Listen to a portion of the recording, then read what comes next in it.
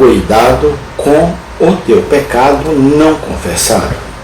Parte 04, dia 16 de outubro de 2025.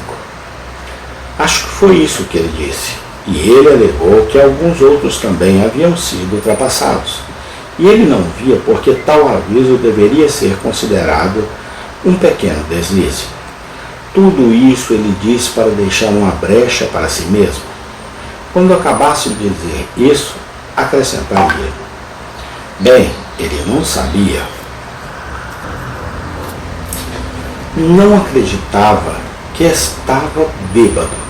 Ele tinha certeza de que ninguém poderia provar que ele era, embora pudesse ter levado um pouco mais do que era bom para ele.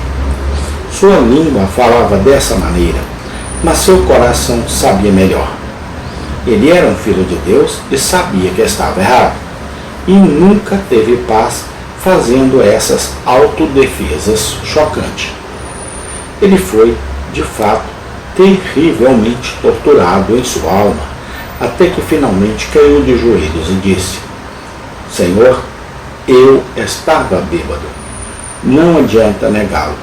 Eu, que sou teu servo, embriaguei-me. Perdoe-me por amor da tua misericórdia e me peça doravante de provar o cálice inebriante. Ele honestamente confessou sua transgressão, e um doce sentimento de perdão se seguiu imediatamente. Alguns professores demoram muito para chegar a esse ponto. Chamamos o nosso pecado por algum outro nome e imaginamos que não é tão ruim em nós quanto seria em outros. Oh, as maneiras que temos de tentar atenuar, e o mau humor que às vezes foi colocado e levado por dias e dias diante do Deus vivo, pelos filhos travessos de Deus, quando eles caíram em um mau humor. É uma doce sensação de perdão, se seguiu imediatamente. Não tenho dúvidas de que alguns ficarão calados diante de Deus por um tempo quanto à confissão de seus erros por causa do medo.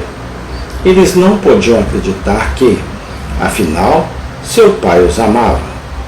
Eles pensaram que, se confessassem, receberiam uma sentença pesada e seriam dominados pela ira. Davi muitas vezes olhou para a face de Deus e conheceu seu amor. Mas, agora que ele havia jogado poeira em seus próprios olhos, ele não podia ver a face de Deus. E ele apenas sentia a mão disciplinadora de Deus, pois ele diz: dia e noite tua mão pesava sobre mim. Minha umidade se transformou na seca do verão. O sol o queimou, mas não lhe deu nada da luz do sol da face de Deus. A incredulidade certamente seguirá o pecado do tipo cometido por Davi. Quando isso causa mau humor, começamos a pensar que Deus lida mal conosco, considerando que somos nós que estamos lidando mal com Ele. Se confessássemos, tudo ficaria bem, mas não há o ponto difícil. Não é. Se Ele perdoaria, pois Ele está pronto para pagar as transgressões de seu povo, mas a dificuldade reside em acreditarmos em seu amor. Há muito do fariseu em muitos cristãos. Você pode questionar a afirmação, mas eu não deveria me perguntar se há muito do fariseu em você?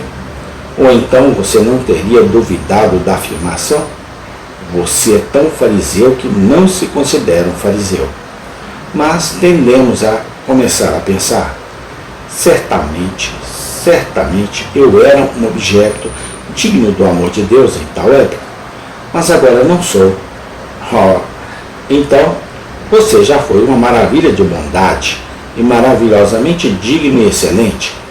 Não acredite nisso, meu querido irmão, minha querida irmã.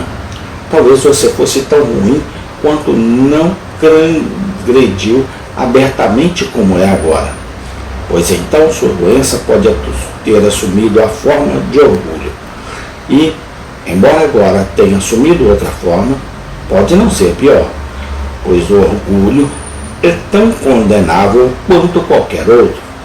Outra forma de pecado, aquele que diz a si mesmo: eu sou o justo, posso estar diante de Deus e merecer seu amor, está tão certamente perdido como se tivesse caído em pecado grave. Preste atenção ao fariseu que espreita dentro de você.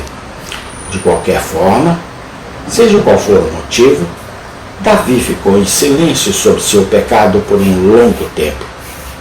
O resultado disso foi que a sua tristeza tornou-se cada vez pior. Ele não podia orar, ele tentou orar, mas como não quis confessar seu pecado, ele ficou preso em sua garganta. E, até que isso acabasse, ele não pôde orar.